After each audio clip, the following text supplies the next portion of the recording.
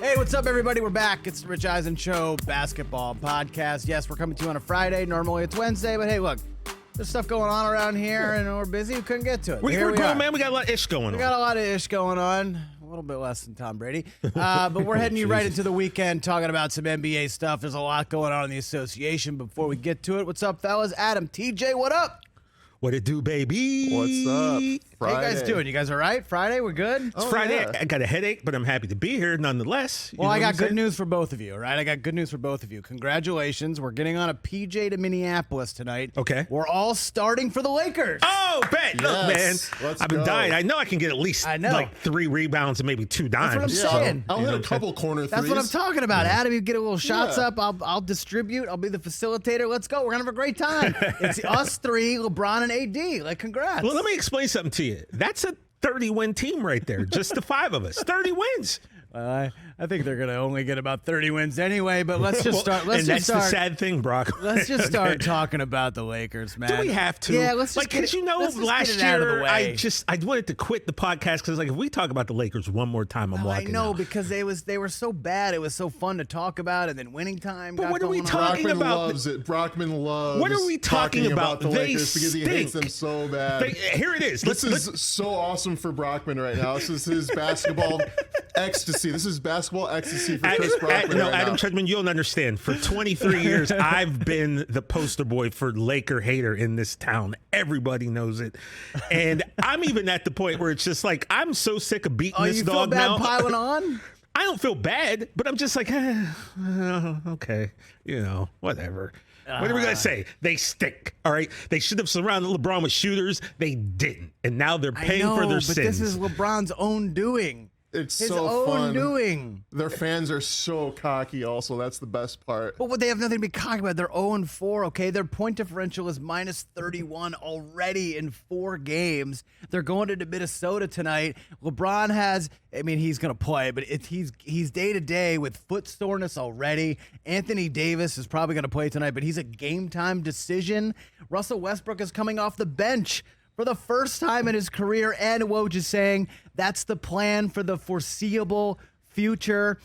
They're going to see how it goes tonight. I think if Anthony Davis is out with the back soreness, he kind of tweaked it the other night against Denver, but Russ probably will start if AD's out, but if AD plays, it's going to be off the bench now, and that's his role, to lead the second unit. They're just crumbling and falling apart at the seams, and I just couldn't be happier. Adam, what are you making of all this? Are you as happy as I am? Because I'm really happy. I'm enjoying it immensely. I'm not as happy as you are because I'm not a true Laker hater like you, but I do enjoy watching them unravel because, like I've said before, their fans are annoying. When I first moved to LA 11 years ago, I was a Laker fan. I rooted for the Lakers in 2008 against your Celtics. I rooted for them. But then I realized after about a year and a half, 2 years, how really awful their fans truly are, how conceited, how annoying with their flags and their... Yeah, the car flags. Oh, it's a real thing. Yeah, the flags, and they show up late. I'm not saying that the Lakers have bad fans in terms of loyalty. They have a lot of good fans, but just like the whole... They're just Hollywood. It's like, and the Clippers are more of, I guess the working class team in LA, more of the blue collar team, and they're just annoying. So it's fun to see them unravel like this. I thought Russell Westbrook would be with Lethal Shooter every single day this summer. That's what I thought he would do if he had a logical, sound mind. But apparently he has too much of an ego to do that. He didn't work with anybody, it looks like. His shooting, his confidence, it looks even worse. It looks even worse. And the problem now with the Lakers is every time they play a home game, the fans, every time he shoots, they're like, no, don't shoot, don't shoot. People were so upset the other day when they were playing the Blazers, and Russell Westbrook shot that shot with 30 seconds left. Late in the game. People are getting angry about that. But the truth is, if you look at that shot, he was wide open from medium range. Any other time in his career with Oklahoma City or even with the Rockets, he hits that shot. Oh, yeah. So 95 out of 100 times. Yeah, it was a wide open medium range shot if you look at it. So his confidence is completely shot. The fans have turned on him all the way. Lonnie Walker's he's doing fine. He's a good player, but he's not he's not going to solve any long-term issues for this team. Something needs to happen in terms of a shakeup with the trade. I do believe that Westbrook coming off the bench will help the team. I think he'll be the number one guy. He'll feel in his heart that he's the number one guy of that second unit and he can take over. I think a lot of times he can be passive with LeBron, or he just doesn't feel necessarily comfortable. So I think that will help them. But in general, this team is just a total disaster. Yeah, TJ, it's gotten to a point where I almost feel bad for Russ at this point. The fans clearly don't want him here, or are happy with his performance, or just enjoying the whole overall experience. And in a weird way, not to the extent of Tom Brady looks kind of miserable. Russ kind of looks miserable playing basketball, which kind of sucks because, for a lot of these guys that, the court is their sanctuary and where they feel the most themselves. And you can just see kind of the joy. I think they talk about it on the Turner Show, like just the joy being stripped from Russ at this point. Yeah, look, I'm not joking. I literally have nothing to say. This team's 0-4. Yeah. They stink. Okay, great. I don't want to waste any more else's time on the Lakers. Like when they win a game, let's talk about them. I'd rather talk about this. Teams who should be losing basketball games, and for some reason, all of a sudden decide, you know what? There's no 7'4" unicorn over in Paris, France, that we've just completely depleted our whole organization in hopes of the ping pong ball gods shining their light down upon us to grant him us. I'd rather talk about this. So I don't like to do this, but let's move on. The Utah Jazz. What are you doing? Danny Ainge is having a panic attack every single day. What are you doing, man? Like on one hand, I go, damn, man, the Utah Jazz, you're supposed to be down and out, and you're dogs. You got a bunch of dogs. Laurie Markkanen, dog. Jarrett Vanderbilt, dog. Mike Conley, dog. But guess what? Dogs, you're supposed to be rolling over with your bellies in the air, getting rubbed. What are you doing? Crown Vic is over in Paris, and he's waiting to come. And you guys are like, we don't want him. I guess we don't want him. But seriously, shout out to the Jazz, right? Like 4-1 right now. Nobody expected this out of them. What do you think, guys? Yeah, it's really crazy. At what point does Jordan Clarkson get traded? At what point does they're saying they're not going to trade him? They're not going to trade anybody? Clarkson was the one I saw in particular. Clarkson's great. Can you imagine a homecoming with him in LA? Like, that's a team that, I know we don't want to talk about the Lakers. That's a team a guy that they Absolutely. need. Well, I'll talk about this. Imagine if they still had B.I. Clarkson. Wow, yeah. It's a whole different ball game. Well, then they wouldn't have got the bubble title probably now without Anthony Davis. Definitely. You're right. I just think it's hilarious that, let's just say this Lakers season goes totally south and they get the number one pick. You know who that pick goes to? The New Orleans The Pelicans. So suddenly the Pelicans have B.I., Zion, let's see, Trey Murphy, CJ McCollum, and now they get Crown Vic, or even Scoot if it's the second Scoot, pick. yeah, right? You're in good. They're good. They're going to be fine. And that's why we shouldn't waste time, because even if the Lakers fail to get better, they're not going to get better because they ain't getting the pick. So it's rough. All right, so let's piggyback on your theme, TJ, of kind of the teams that should not be tanking, but let's just roll that into surprises. We're now 10 days into the NBA season. Everybody's played 3, 4, 5. Everyone's played at least 4 or 5 games so far. What have been some of the big surprises that have stood out to you, whether it's players or whether it's teams? Adam, you can start first here.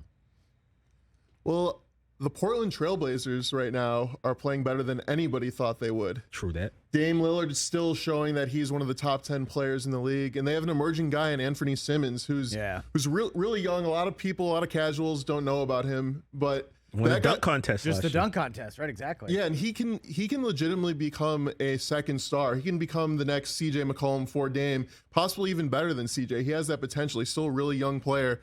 So nobody thought Portland would be playing well.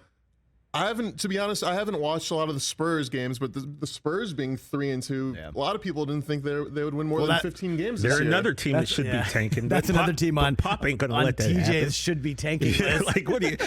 I should make a list of what the hell are you doing? Like, by the way, those teams on TJ's list include. The Pacers are handling their business. They're 1-4, but they're kind of all out west. I mean, it's the Spurs are 3-2. The Jazz are 4-1. Who else? I mean, the Houston Houston understands the assignment. Oklahoma City has 2 wins. I don't know what they're doing. Like, come on now, you need to lose these games. But the Kings understand the assignment apparently because they're 0-4. Rockets, they're all understanding the assignment. Like, come on, man. The Kings are so due for a superstar. The Kings could have had a Luka, and they passed up on him for Marvin Bagley. So the Kings have loyal fans. The Kings deserve that number. I'm rooting for the Kings to get the number 1 pick. Yeah, you mentioned Portland, though. They're off to an amazing start, even though it looks like Dame's going to miss. Yeah, he's out 1 to 2 He's now, going to miss a week or two, which is kind of a bummer. That's going to hurt them. But look, the Wizards being 3-1, the Cavaliers are 3-1. I mean, Memphis. Look, we all kind of thought Memphis was going to be, pretty good after the way they finished last year and how exciting they were in the playoffs. And they are. But holy crap, this good? Like, Ja looks like the MVP. Dylan Brooks looks like, Desmond Bane is just out of his mind shooting the basketball right now. He threw in 30-plus again last night. I just really like what they're doing. We mentioned Utah, but also Phoenix. I kind of thought that Phoenix was going to take a step back. They're a little bit older. Chris Paul, the whole weird situation with DeAndre Ayton. And, I mean, they really took it to Golden State the other night. They're 3-1. I'm kind of surprised that they're playing really well and kind of like the team they looked like the whole regular season last year. I love that whole fight with Klay Thompson and Devin Booker because Klay, he was going 4 rings. I have 4 rings. He had every right to do that. And the thing is, they were talking crap to each other, but I loved afterwards how Devin Booker was like, I respect Klay Thompson. I like Klay Thompson. He's right. He does have 4 rings. So essentially he was saying he has every right to talk because he has the rings to back it up. And I think Devin Booker is very hungry for a ring. That guy is not even really in the prime of his career yet. So he's taken the next leap this year. He's been unbelievable this year. So you can't count out Phoenix. Yeah. You just can't count them out. Devin Booker is a legitimate number 1 superstar guy that could win a championship is the number 1 guy. You were talking about that, and I heard someone else mention that as well, and they brought up a good point. When you say, oh, man, we got 4 rings, that's something you say when you have no other argument because you know that the other person's a better player than you, actually, and maybe you're kind of transitioning into man, you're not as good as you once were. I got it in me every once in a while. Like, Klay threw up a 30-point playoff game last year or whatever, but he's not the player he was a couple years ago before the injuries, and you're just being like, oh, man, we got the 4 rings. Yeah, cool. Devin Booker's like, my time's coming. Like, I know that I'm better than you, so I'm just going to say all the nice things afterward, but, the Phoenix beat them in the game, and, I guess Phoenix will probably get the better of them more often than not here as the Warriors kind of get a little bit older and kind of transition to a different part of their game in their careers. I just thought that was kind of interesting. Yeah, clearly Devin Booker's the better player right now. But Klay, obvious Hall of Famer, still one of the best players of all time. But Booker, yeah, if anybody would ask, who would you rather have right now, Klay Thompson or Booker, any fan says Devin Booker, for sure. For sure. Yeah, for sure. Only problem with Booker is this, right? No defense. Well, you know what? How many guys in the NBA don't play defense? I mean, look at the scoring right now. Nobody's playing defense. The problem is he's attached himself to a particular brand outside of the NBA. And this brand has a way of maybe not having them keep up, but maybe bring them down. So, but hey, man, look at the Suns. They've been balling since the bubble. That's when they kind of arrived, right? They arrived at the bubble, went to the finals. I was worried this year, not worried because I don't really care, but I was worried that the fact that, Ayton didn't have his contract. It seemed to be a point of contention. Monty Williams hadn't talked to anybody. I was like, man, I don't know. You know how I like to say, chemistry and pH balanced in the locker room. You would think that there wouldn't be a lot of chemistry, but they're 4-1. The season's early, but that team should be at the top, near the top, because they've got the talent. They've been there. Whether or not they win a title is, a completely different story. But the Suns should be in the top 4 or 5 teams every single year with the talent that they have. So, and they're doing what they should be doing, winning games right now. I know we're kind of bouncing all over the place, but this looked really... Well, that's what basketballs do, Chris. Yeah, that's a good point, TJ. Who looks really good, and they've only played 3 games. I know they're back in action tonight, but damn, the Milwaukee Bucks look really good. Giannis is on a tear. He was my number 2 pick. Where's the shock there? Yeah, of course they I don't look know. good. I'm just saying. Doing it without Middleton also. I'm just saying they look even better than and kind of I just thought without Middleton again, obviously he missed most of the postseason last year and, he's out to start the year this year. He might be back Thanksgiving, something like that. Yeah, November. But man, I don't know. I guess I just expected them to kind of, maybe not just blow out teams. I mean, they're averaging 11 points a win right now. They're holding opponents under 100 points. They're the only team in the NBA holding their opponents under 100 per game.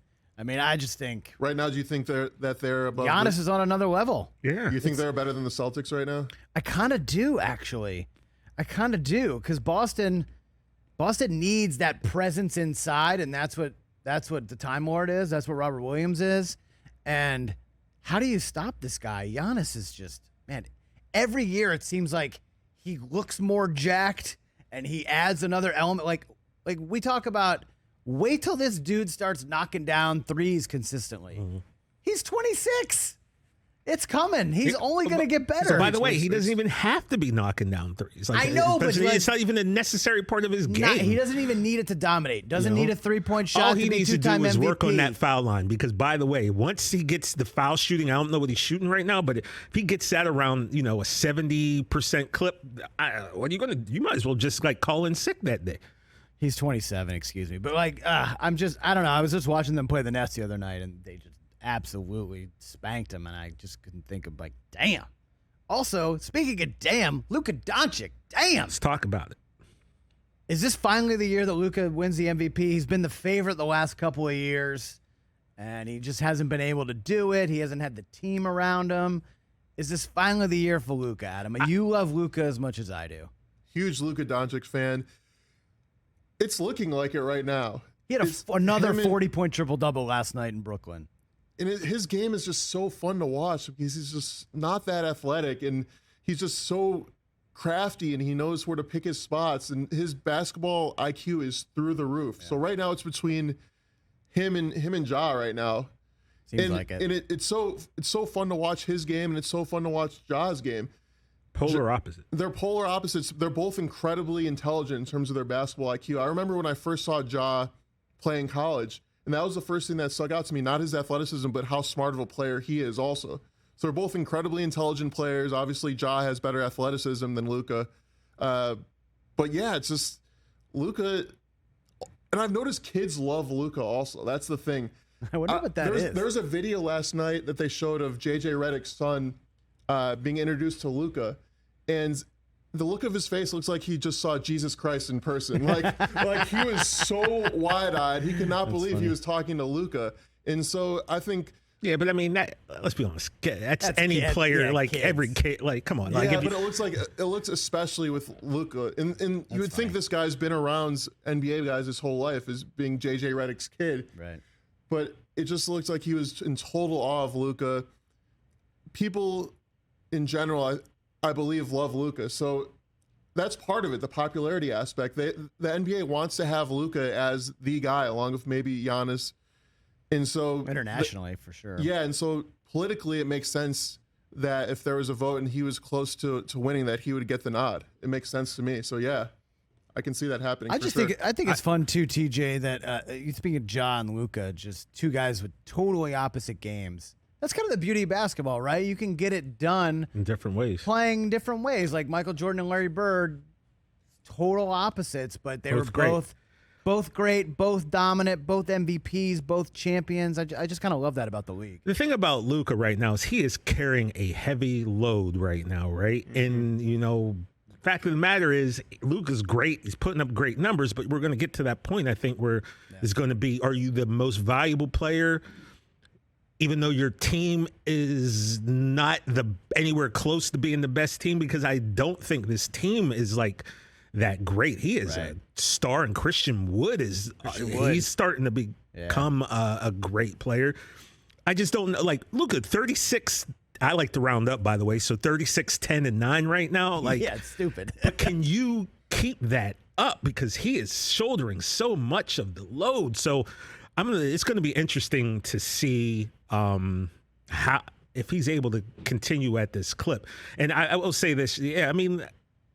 Yeah, I'm sure the kid was in awe to see Luka, but I promise you, if Boban rolled up on the kid, you'd still be like, oh my God, So I think it's just the fact that kids just love larger than life personalities, and it's almost like the smaller you are, the more relatable you are. That's why I think Steph Curry is so well liked by these kids, because he looks like a normal dude. Like the rest of these guys don't look like normal human beings. But also, beings. Luka doesn't play above the rim. No. When was the last time you saw him dunk in a game? True. I just think it's fun. I love all these guys.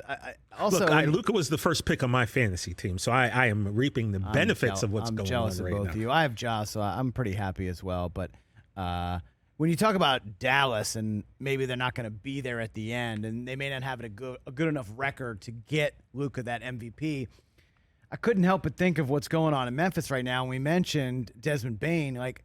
Who is the Desmond Bane on the Mavericks? You think darkness is your ally? Like who can go? Like, does anyone other than Luka have the ability to even throw up 35 on a given night? Christian Wood can. You guys just totally no-sold my Bane impression, and I'm hurt. That's all I'm saying.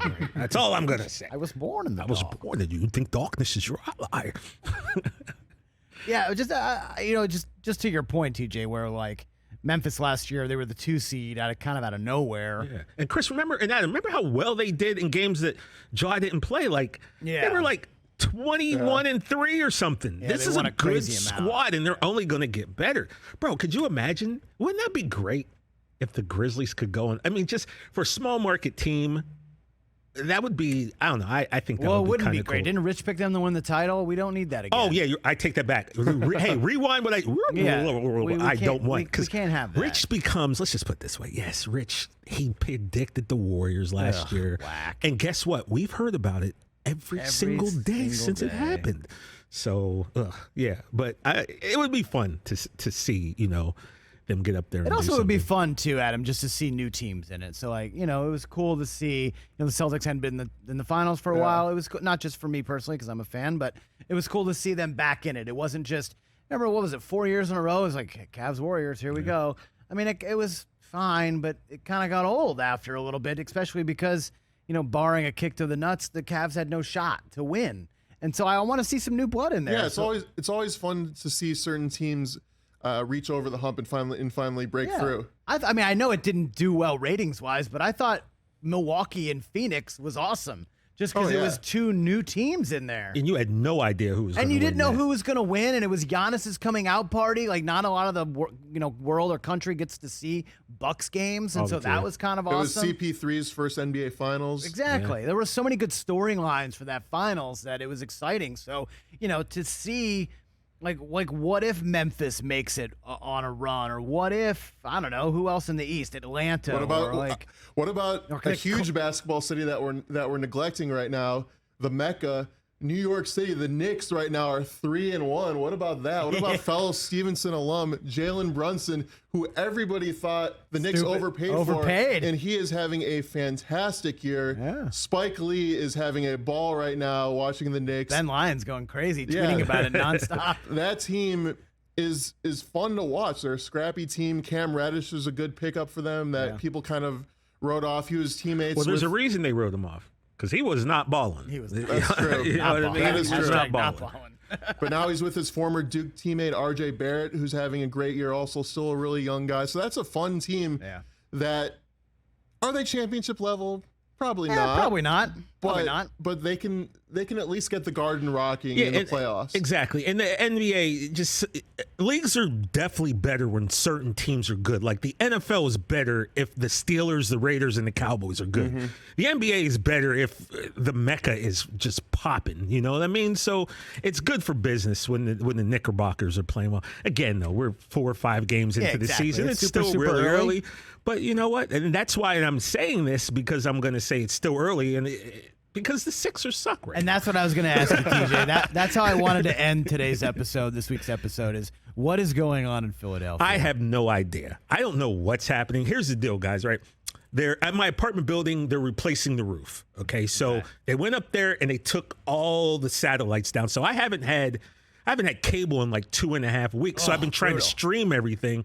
But it's just like the NBA's not coming through for whatever, so I'm not seeing all the Sixers games. I think that's a good thing. Yeah, I don't really know what's going on. I'm not ready. Brockman asked me yesterday, Doc, Doc Watch, baby. We're on Doc Watch. I'm not quite there yet because, again, 1-4, it's not optimal, but it's still early. Then again, to kick to something, because I want to probably end with this later. As you know, I've been watching Legacy on Hulu. I forgot. Remember the Lakers fired Mike Brown after an 0-3 start? Yeah, it was really fast. Like, man, you want to talk about like the shortest really leash fast, imaginable. So I don't think that we're going to get to that point. I don't see the Sixers would have to be like 1-10 for a move to get made.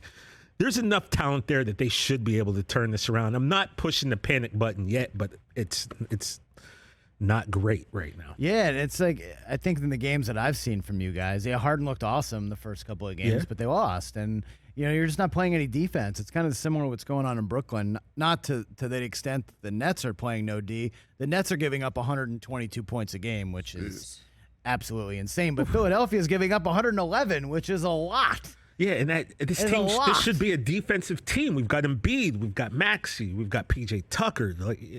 Harden's a huge liability, though. That's the problem. He is, but you know what? Yeah. I'll take him giving up 20 because he's going to get 30. So there's a balance there. But I'm not gonna do what everybody thinks I'm gonna do and flip out, man. Not yet.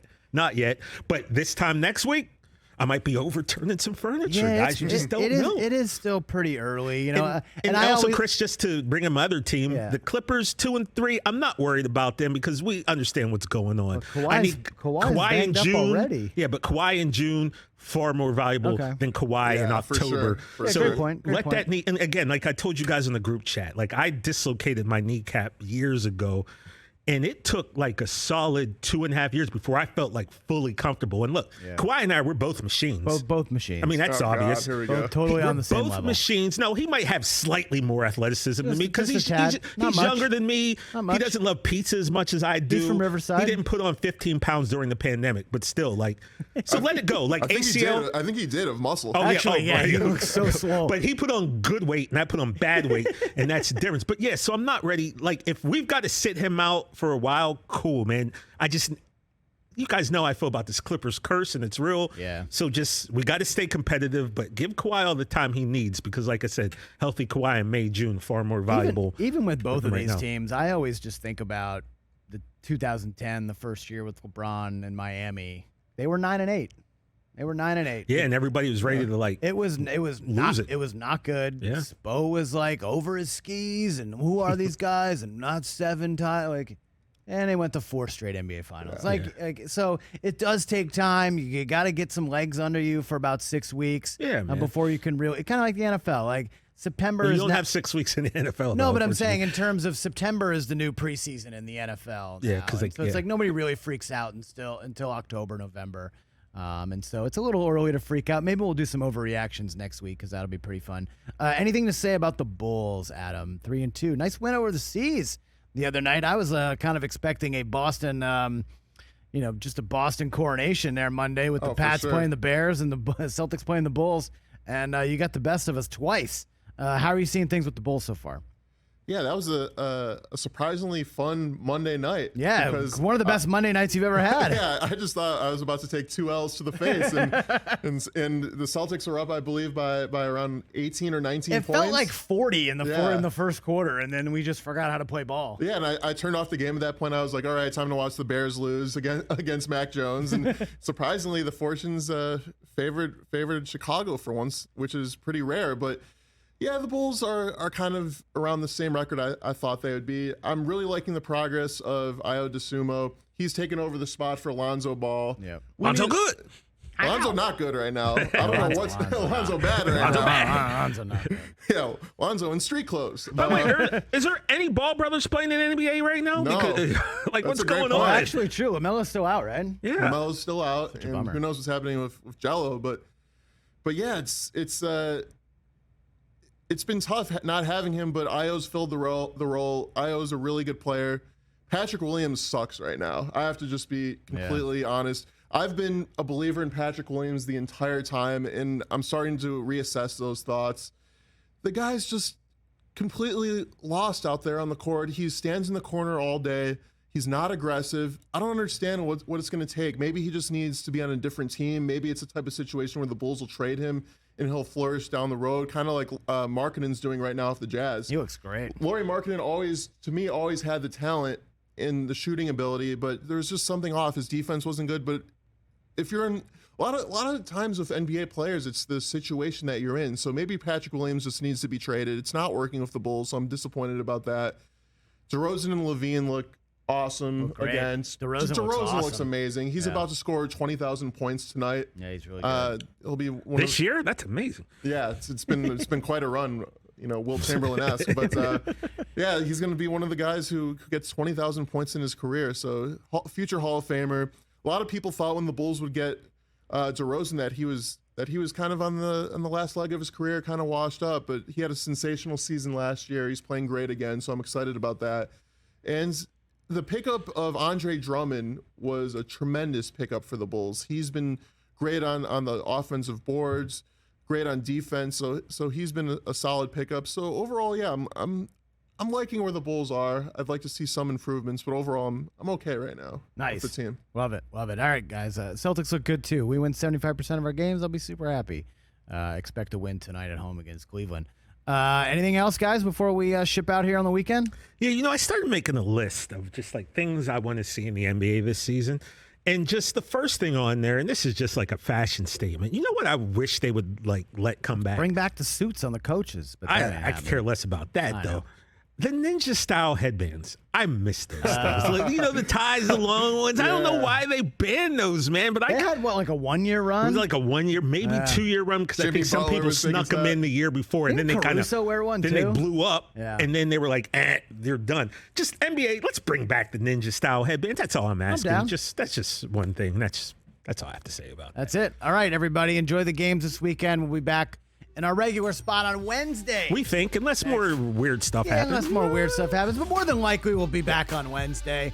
Enjoy the association this weekend for TJ and Adam. I'm Shady out. Go Clippers, Sixers.